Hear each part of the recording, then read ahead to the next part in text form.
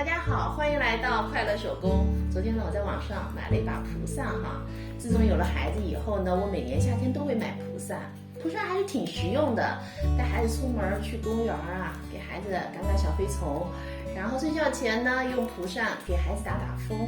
那蒲扇的风啊和电风扇比起来，那它呢就柔软多了。来看看我这把蒲扇买来多少钱哈？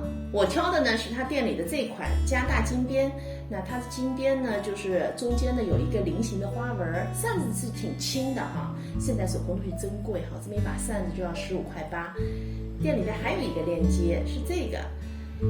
这把扇子呢，只是简单的包了一个布边，那它的价格呢就需要27块8毛钱，它们俩呢整整相差了12块钱。新买的扇子，我觉得包个边呢还是很有必要的，这个边呢还是很毛糙的哈。我记得呢小时候哈，拿着没有包边的这个扇子在玩啊，扇啊扇的，这个边边呢正好打进了那个眼睛里边，真的非常非常的疼。都这么多年了，我还能够清晰的记得那个疼痛的感觉。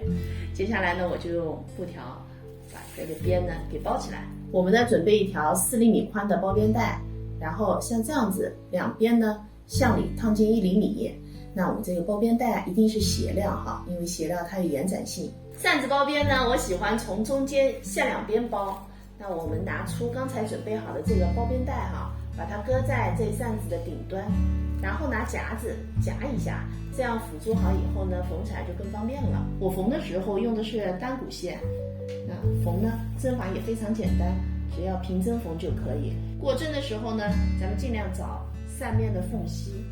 很快扇子的一圈呢就缝好了。包边带的尾部呢要这样子多留出5厘米。接下来呢，我们拿出另一根包边带，把扇柄呢缠绕起来。缠绕的时候呢，咱们尽量把它缠得紧一点，然后多缠几圈哈。缠到最后的时候呢，我们把它用针线缝一下。扇子的包边呢就包完了。扇子包边是不是还挺简单的？这样子包好一圈以后，扇子变精致了好多哈。接下来给大家看这把扇子哈，这个呢是一把广告扇。这扇子质量条件还是不错的，韧性也挺好，扇起来呢风也很大。就是在街上吧，你拿这么一把扇子扇啊扇的，还挺尴尬哈。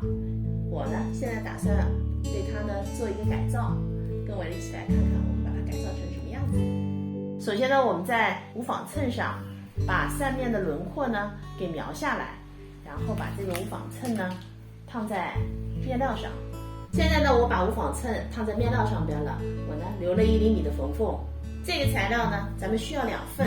那我一边呢是烫衬的，这边呢没有烫衬。接下来我们把材料正面和正面相对叠起以后呢，咱们沿着这个衬呢车一圈，然后这两边哈留5厘米，咱别给它车上。车好以后呢，我用曲尺剪刀把它给修剪了一下，然后呢，我们把这个材料翻到正面。现在呢，我们把扇子塞进刚才我们做好的这个布套里边。